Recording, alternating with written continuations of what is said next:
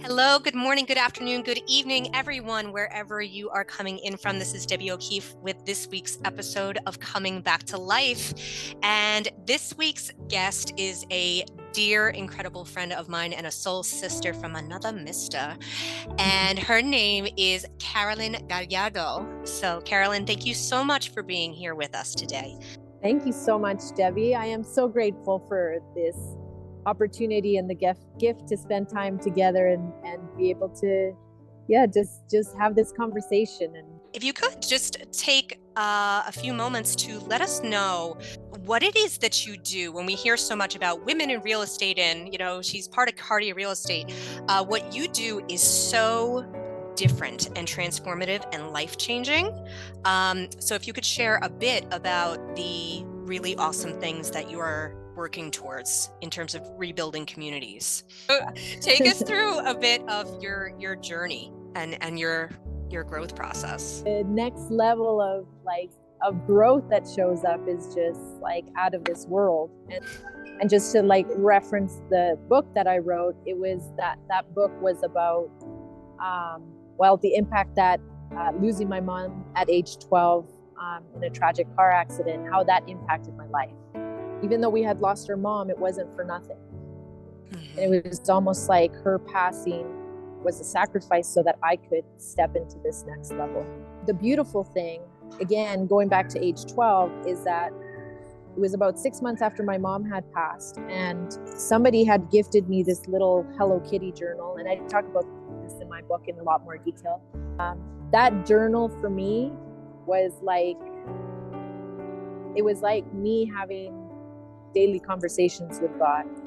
And the burning question is, what was it within you and outside of you that continued to put you on that path in the directions that served you?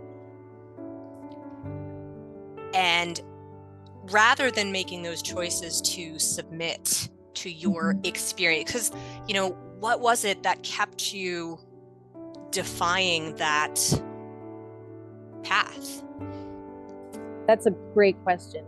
And that experience that brought me back to almost that childhood state of this is not what I'm meant to be doing in this life. Yeah. There is no way. There is more that I'm supposed to be doing. What do you do when it gets hard and people shame you for what you're doing or minimize it in any way? The hardest experiences is when I had in 2013 that reawakening. Painful part at the time was that I came to the very quick realization that my husband at the time was just not comfortable with me stepping into this higher place that I knew I was meant to be doing more. And so at the end of the day, it ended up having to put me in a place to make a decision where I ended up leaving him and having to start all over. I had to keep being my own cheerleader and say, you got this. You're doing this because you're meant to be doing greater things. Because the amount of guilt I had for separating our family, for if only I didn't have these goals, why didn't I, just this battle in my head of why didn't I just accept that life and just keep going with that? Why did I have to have this, why me? Why do I have to have this push to do greater things? And it was this constant fighting between these two worlds, right? Until I was finally able to get myself to the point where I started to see with more and more clarity, okay, this is meant to be part of my journey. I wonder if you can speak a bit about how important and what you would say about the value and actually necessity of having a strong support system, and how this has kept you going what for you makes a genuine, having a sisterhood or a community or those soul connections? Like through that experience, when I separated, I lost friends and I lost family members because they just did not understand. Like, you are just every type of guilt, this is the worst thing you're doing for your kids. You should at least stick in the relationship with your kids. But so I want to ask Carolyn, as we bring this to a close, recapping everything that you have spoken on and all of these incredible gems that are coming out, as we bring this together, this idea of, coming back to life and what it is for you that you truly believe that this life is for, that this life and what it means to live for you, as well as anything you would like to share to those who don't think it's possible.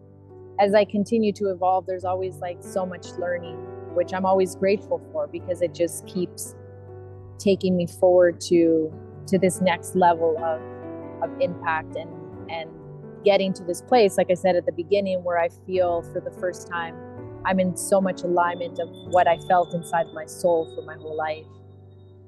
Because now I'm understanding how my body is essentially my GPS that keeps guiding me, and like, it's going to be okay. Like, this is happening for a reason. Yes, it's painful. And yes, you can cry your eyeballs out and do whatever you need to do, but it's going to be okay.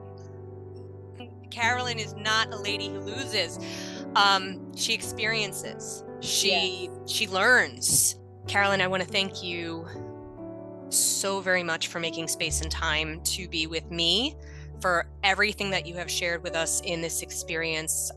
It's been an indescribable gift and an honor and a privilege. And it's my hope that we'll have you back on again at some point.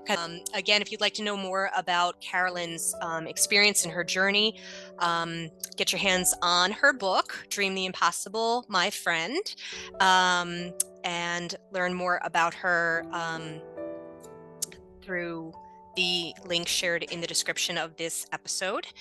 And I look forward to being with you all again for future guests on our next episodes. And until then, I'm wishing you endless happiness, light, love, knowing your worth each and every day. This is Debbie O'Keefe wishing you well. Take care. Great blessings.